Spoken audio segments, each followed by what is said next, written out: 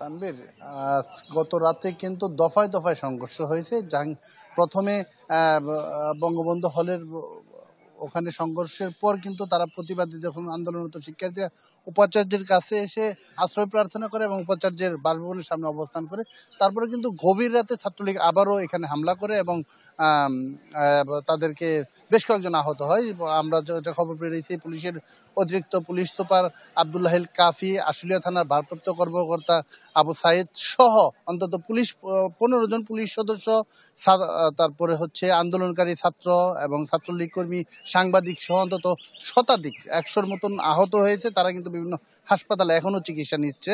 আর এখনকার পরিস্থিতি যদি বলি, বিশ্ববিদ্যালয় ক্যাম্পাস, আমি পুরো ক্যাম্পাস ঘুরে দেখে এসেছি।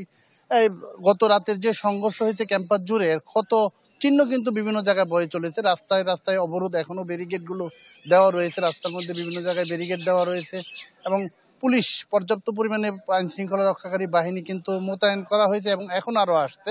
হয়তো পরিস্থিতি দেখে আপনি আজ করতে পারছেন যে বিশ্ববিদ্যালয়ের পরিস্থিতি উত্তপ্ত।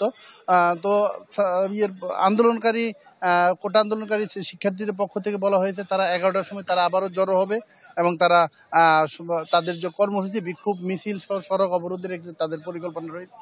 এবং বিশ্ববিদ্যালয়ের শাখা ছাত্রলীগের পক্ষ থেকে কিন্তু জানানো হয়েছে তাদেরও প্রতিহত করার প্রস্তুতি রয়েছে এবং যে কোনো নৈরাজ্য, তাদের বাসায় যে নৈরাজ্য বা নাশকতা, তারা প্রতিহত করবে।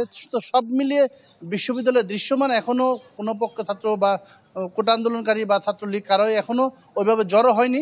তবে বিশ্ববিদ্যালয়ের পরিস্থিতি কিন্তু দেখে বোঝা যাচ্ছে যে কিছুটা হলো উত্তপ্ত বা উত্তেজনা বিরাজ করছে গোটা ক্যাম্পাস জুড়ে। তানভীর, অপু, ধন্যবাদ আপনাকে। অপু ওয়াহাব জানাচ্ছিলেন জাহাঙ্গীরনগর বিশ্ববিদ্যালয় প্রাঙ্গণ থেকে। নগদের কাছে সব গ্রাহকই প্রিয়, তাই তো সারা দেশে ক্যাশ আউট চার্জ সবচেয়ে কম।